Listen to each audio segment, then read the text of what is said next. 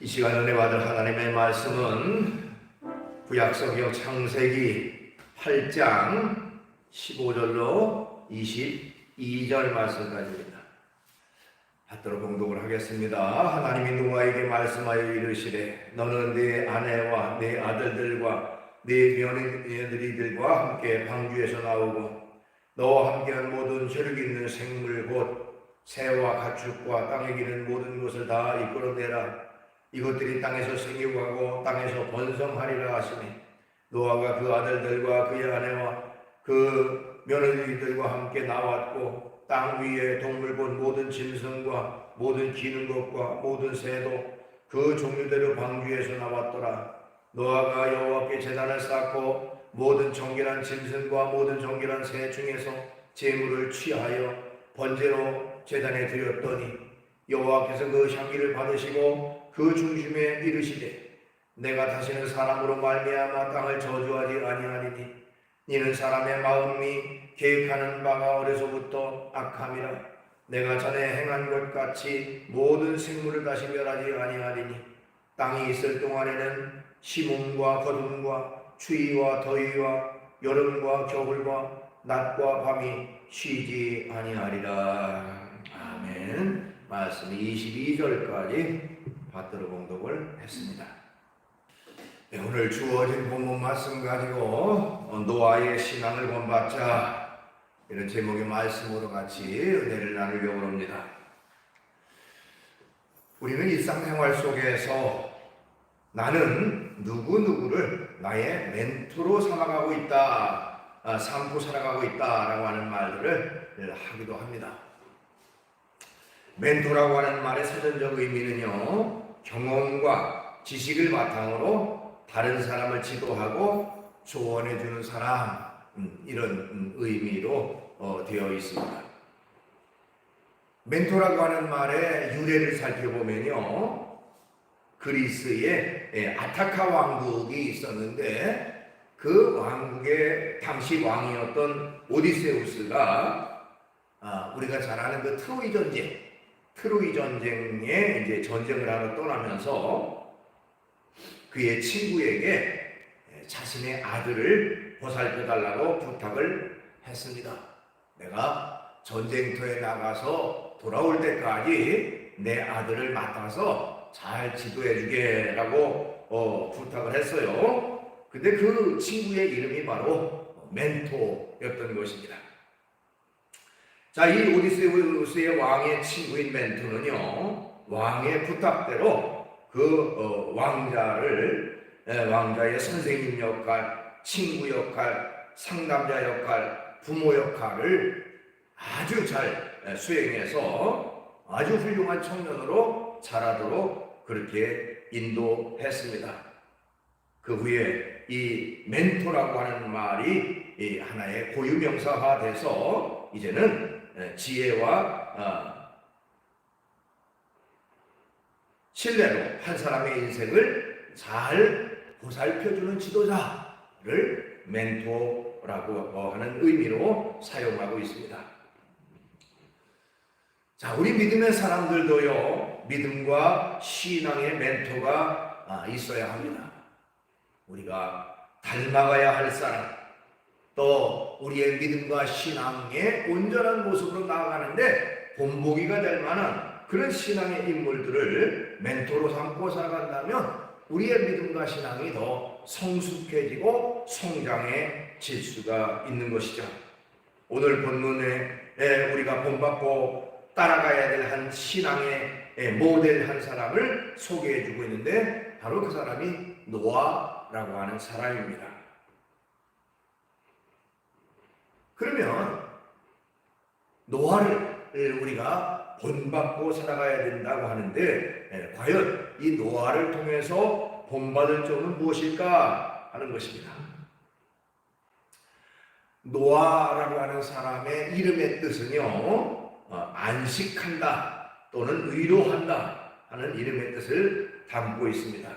창세기 5장 29절에 보니까요, 이름을 노아라 하여 이르되 여호와께서 땅을 저주하심으로 수고롭게 일하는 우리를 이 아들이 아니함이라 하였더라. 이렇게 기록되어 있어요.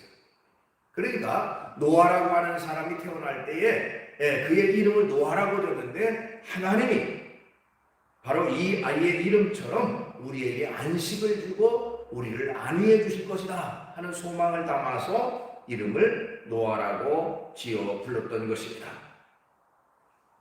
그 당시 많은 사람들은요, 우리가 잘 아는 대로 에덴 동산에서 죄로 말미암아 결국에는 에덴 동산에서 추방당하는 그런 결과가 됐지요.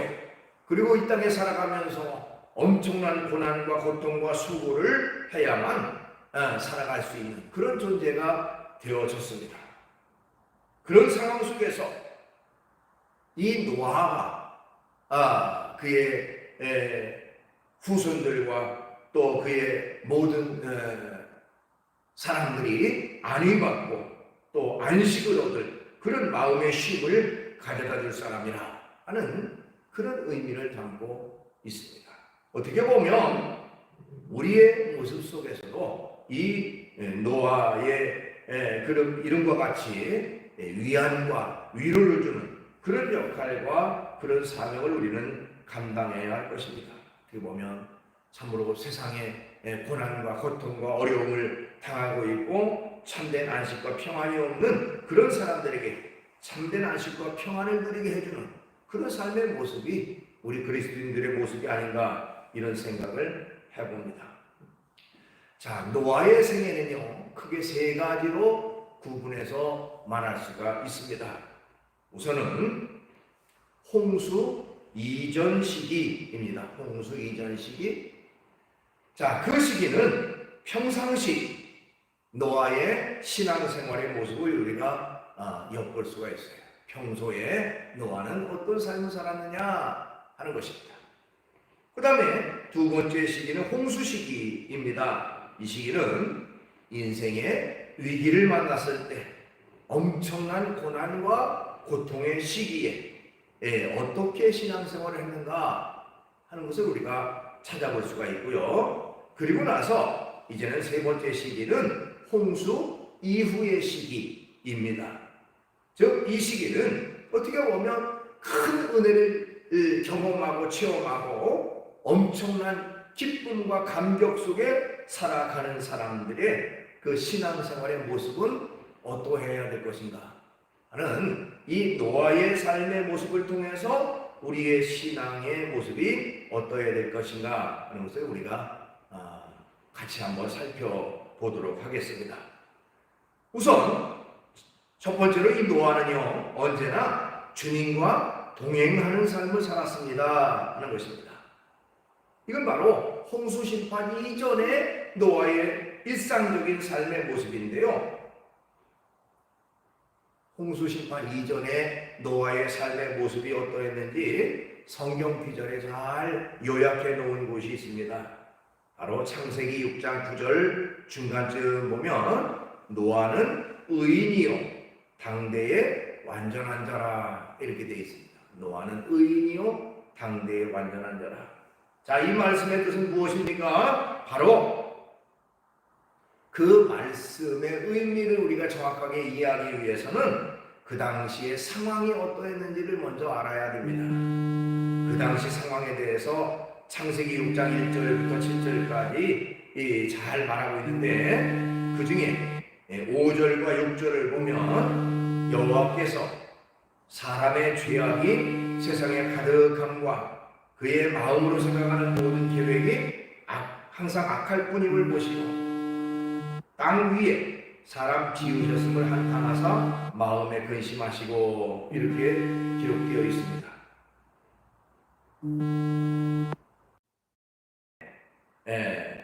하나님께서 인간을 창조하실 때 하나님 보시기에 좋았더라 이렇게 창조하셨는데 그러나 여기 말씀해 보면 인간의 모든 죄악으로 말미암아 하나님께서 사람 지으셨음을 한탄하시고 또한 근심까지 하셨다라고 말하고 있습니다.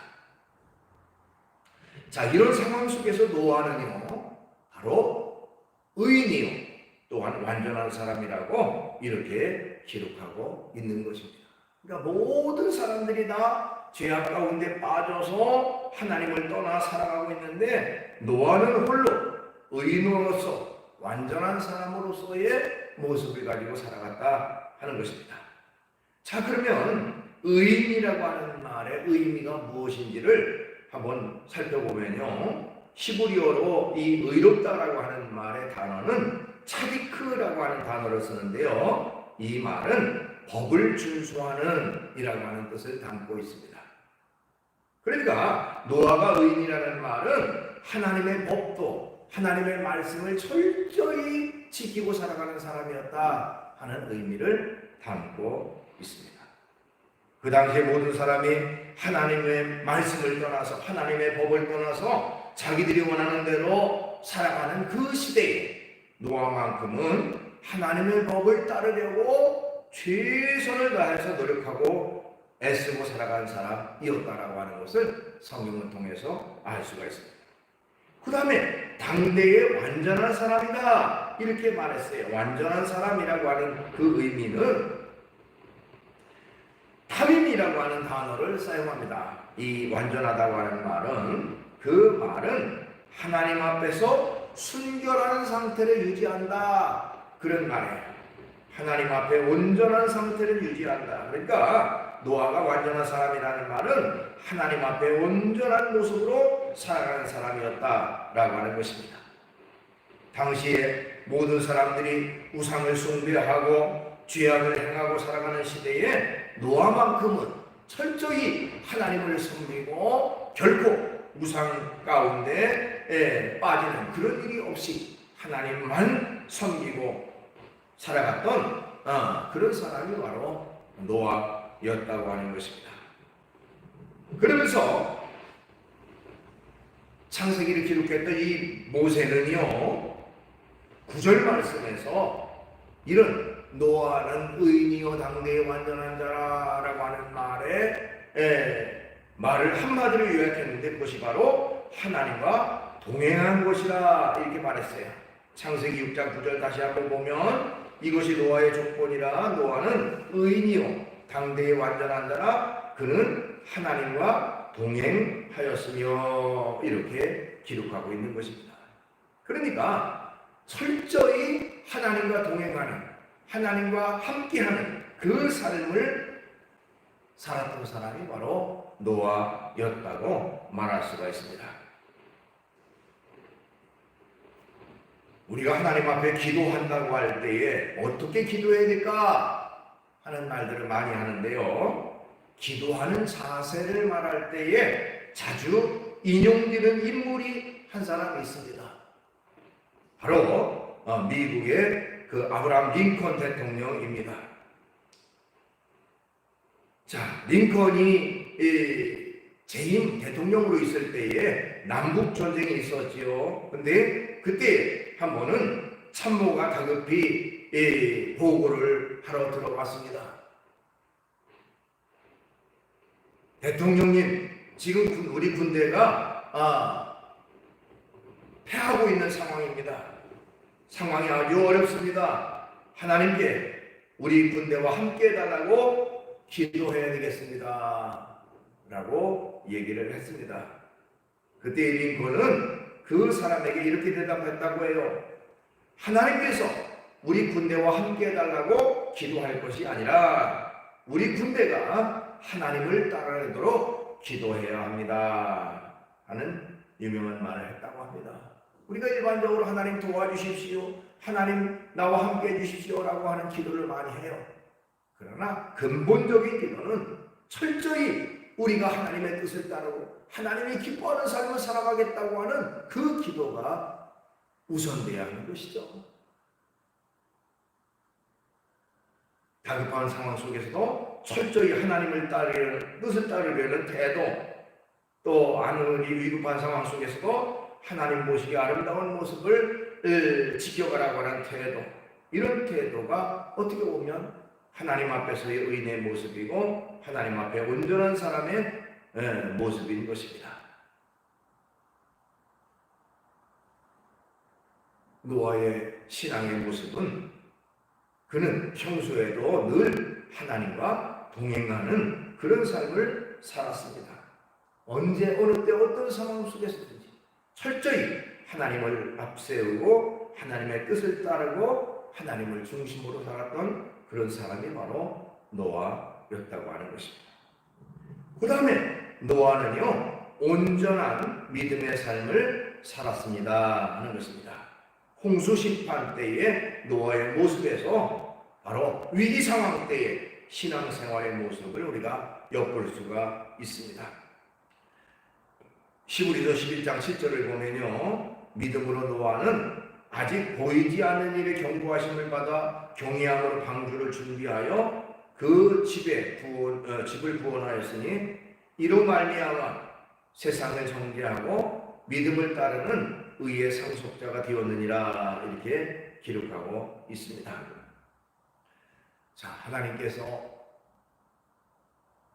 인간의 모든 죄악이 그야말로 극에 달하는 그런 상황 속에서 하나님은 세상을 홍수로 심판하시고자 작정을 하셨습니다. 그리고 그 사실을 믿음의 사람 노아에게 알려주셨어요. 하나님의 계획하심을 미리 알려주셨습니다.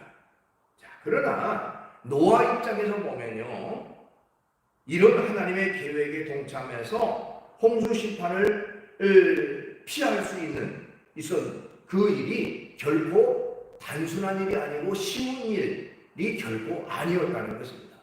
노아가 하나님의 그 계획하심을 따라서 하나님의 뜻대로 지키려고 하는 데는 엄청난 고난과 엄청난 어려움이 동반됐다고 하는 거예요. 이게 무슨 얘기냐면, 우선 노아가 받은 명령은 너무나도 힘든 명령이었다는 것입니다. 너무너무 노아라고 하는 한 사람이 그 명령을, 그 말씀을 지키기에는 너무너무 힘든 그런 명령이었다. 자, 우선 배를 만들라고 했습니다. 배. 근데 그 배의 규모가 당시 사람들의 상식으로는 납득할 수 없는 그런 엄청난 크기의 배였다고 하는 것입니다. 여러분, 지금으로부터 적어도 한 5,000년 전에 있었던 일이에요. 5,000년 전. 5,000년 전. 그 당시에 이렇게 큰 배를 만들려고 하는 것은 상상할 수 없는, 오늘날에는 이런 광문명이 발달을 해가지고 배의 크기도 엄청나게 큰 그런 배들이 만들어지고 합니다. 이건 우리가 그냥 이 시대에 살고 있기 때문에 그런데, 과거에 2,000년 전, 3,000년 전, 5,000년 전 과거 사람들이 만들었던 배는 그저 조그마한 배가 일상이었던 그런 시대였습니다. 그런 시대에 성경에 보면 오늘날의 미터법으로 말한다면 배의 길이만도 100m가 넘는 137m나 되는 엄청나게 큰 배, 폭이 23m 되고 높이가 14m 되는 그야말로 상상할 수조차 없는 엄청난 배를 만들라고 말씀하셨을 때에 사실 그 말씀을 따라서 배를 짓는 것이 결코 쉬운 일은 아니었다는 것입니다. 당시 노아는 어부도 아니었고 바닷가에 살지도 않았습니다. 배 만드는 법을 전혀 알지 못했던 사람입니다. 그리고 당시에 그렇게 큰 배는 누구도 보지도 못했고 당연히 만들지도 않았던 그런 시대였습니다. 그런데도 노아는 하나님이 말씀하시니 아멘 하고 순종했다는데 우리가 그 의미를 한번 살펴봐야 하는 것입니다. 도저히 자기의 능력으로 감당할 수 없는 그런 상황 속에서도 하나님이 말씀하시니, 하나님이 하라고 하시니 그대로 순종했던 노아의 모습입니다. 그 다음으로 노아는요, 아주 긴 세월 동안 참고 인내했던 사람입니다. 성경에 보면 노아가 방주를 짓기 시작할 때부터 완성하기까지 무려 120년이라고 하는 기간이 걸렸다고 합니다. 오늘날 내 개념으로는 뭐 사람이 평생 동안 살아도 120년 못 사는 사람이 절대라는데, 뭐 그 당시만 해도 사실은 인간의 수명이 800년, 900년까지 있었던 그런 시기였습니다. 전에 우리가 한번 창조과학회에서 만든 영상을 봤죠. 왜 인간의 수명이 그렇게 급격하게 짧아졌는가. 그때 이제 인간이 이런 과학 문명이 발전하면서 그 오존층이 파괴가 되면서 결국에는 태양으로부터 오는 그런 유해한 성분이 인간에게 그대로 내려지고, 그러니까 그리고 이제 그 노아 홍수로 인해서 이제 그 오존층이 가로막아서 인간에게 해로운 것들을 차단해줬는데, 그것이 그대로 걸러지지 않고 인간의 수명이 그때부터 급격하게 짧아진다. 이게 성경에 근거한 그런 내용의 영상을 우리가 본 적이 있습니다.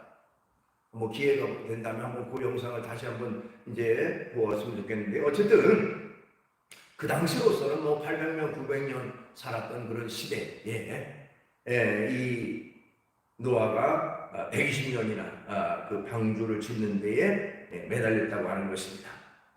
자, 하나님이 홍수로 심판하시겠다고 하는 약속을 하셨습니다. 또 방주를 지으라고 하는 말씀도 하셨어요. 그래서 아까도 말씀드렸지만 도저히 상상할 수 없는 크기의 그 배를 노아는 짓기 위해서 최선을 다해 노력을 했고, 그렇지만 아무리 시간이 흐르고 날짜가 지나가도 홍수로 심판할 그런 기미가 보이지 않았습니다.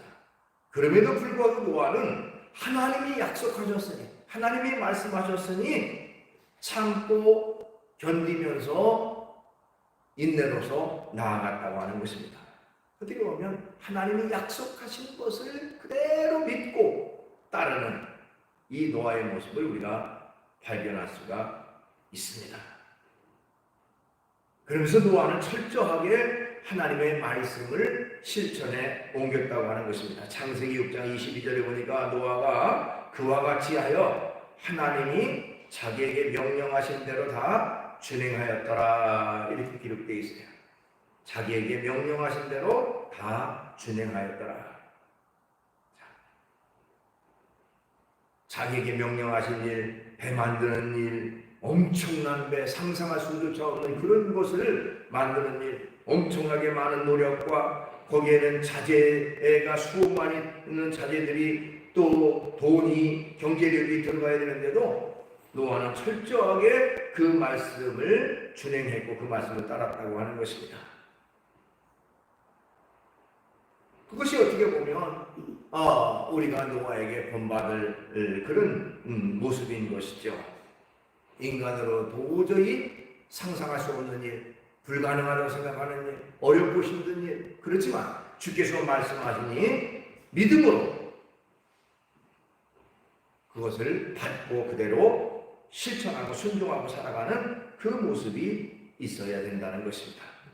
그 다음에 노아에게서 본받을 점은 항상 예배하는 삶을 살았다고 하는 것입니다. 예배하는 삶. 그게 무슨 얘기입니까? 노아가 이제는 홍수 이후에 신앙생활을 우리가 어떻게 했는가 하는 것을 엿볼 수가 있는데, 그 성경이 바로 창세기 8장 20절 21절에 나옵니다. 창세기 8장 20절에서 21절 앞부분에 보니까요, 노아가 여호와께 제사를 쌓고 모든 정결한 짐승과 모든 정결한 새 중에서 제물을 취하여 번제로 제단에 드렸더니 여호와께서 그 향기를 받으시고, 이렇게 기록하고 있습니다. 하나님이 약속하신 대로 결국 홍수가 시작되고, 성경에 보면 무려 1년이 넘는 기간 동안, 대략 한 370일 동안에 온 땅에 물이 가득 차게 됐고요. 자, 그렇지만 하나님이 방주를 만들라고 했고, 거기에 노아의 가족들과 하나님이 명령하신 그런 동물들을 그 배 속에 들어가게 해서 그 안에 방주 안에 있던 사람들과 동물들만 구원을 받게 했다고 하는 것입니다. 자, 홍수가 그친 뒤에 하나님이 노아에게 방주에게서 나오라 이렇게 말씀하시면서 노아가 이제 방주에서 나와서 했던 첫 번째 일, 그게 뭐냐?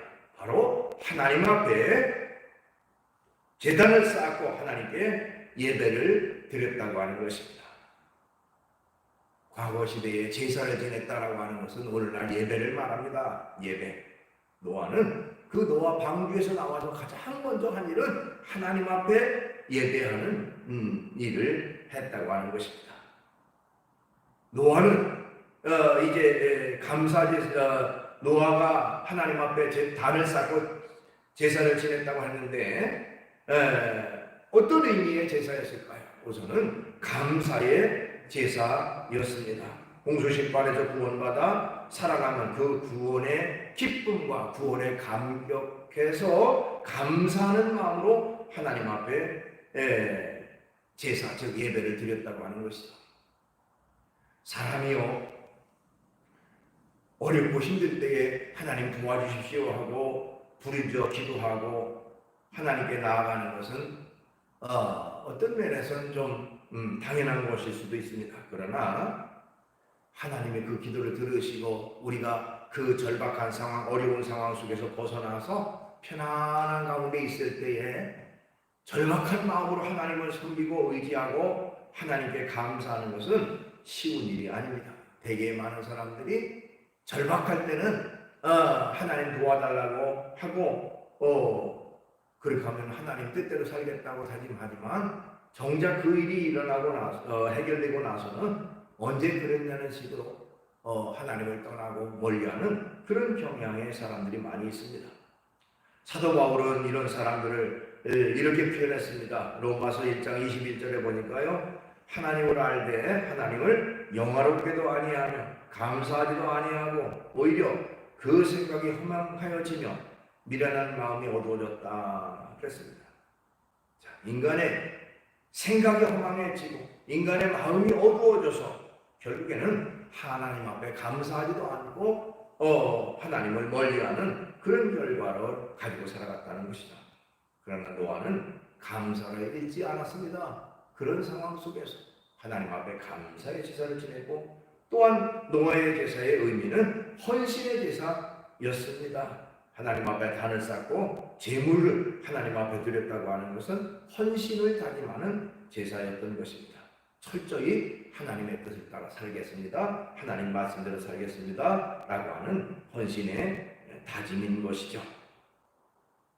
자, 이처럼 노아는 어렵고 힘든 일을 겪고 난 뒤에 그저 그냥 안일한 가운데 살아간 게 아니라 오히려 하나님 앞에 더 감사하고 헌신하는 그런 예배로 매일매일 살아가는 그런 사람이 되었다고 하는 것입니다.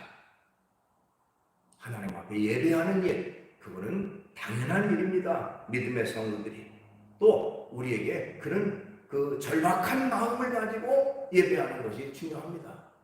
그저 그냥 편안하고 안일하게 생각할 게 아니라 예배는 너무너무 믿음의 성도로서 하나님 앞에 드려야 될 당연한 것이다라고 하는 것을 생각하고 우리가 예배드리는 일에 최선을 다해야 되는 것이죠.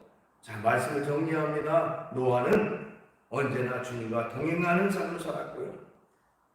그야말로 노아 홍수와 같은 그런 절박한 어려움 속에서도 철저히 이 믿음을 지키는 삶을 살았고 또한 평안한 가운데서도 오히려 하나님 앞에 감사와 헌신을 드리는 예배하는 그런 삶을 살았습니다. 노아를 통해서 우리의 믿음과 신앙을 점검해보고 우리도 온전한 믿음과 신앙을 가지고 살아가되 인간의 뜻, 인간의 생각을 앞세우는 게 아니라 철저히 하나님의 뜻을 앞세우고 또 노아가 하나님 말씀에 순종했던 것처럼 온전히 하나님 앞에 순종하고 살아가서 하나님 앞에 인정받고 칭찬받는 신실한 믿음의 삶이 되기를 주의 이름으로 축원합니다. 기도하겠습니다. 걸어가신 주님을 찬양합니다. 오늘도 저희들을 사랑해 주셔서 주의 전에 이끌어 주시고 귀한 예배의 영광 돌리게 하심을 감사합니다. 우리의 믿음이 노아의 믿음을 본받기를 원합니다. 그는 그야말로 그 당시에 불가능하다고 생각했던 그 일도 주님이 말씀하시니 아멘하고 순종하고 그대로 따랐다는 것을 볼 수가 있습니다. 우리에게 이런 믿음, 이런 신앙을 갖게 하시고 온전한 하나님의 삶, 참으로 하나님이 인정하시고 칭찬하시는 그런 믿음의 삶을 살게 주시옵소서. 예수님의 이름으로 기도하옵나이다. 아멘.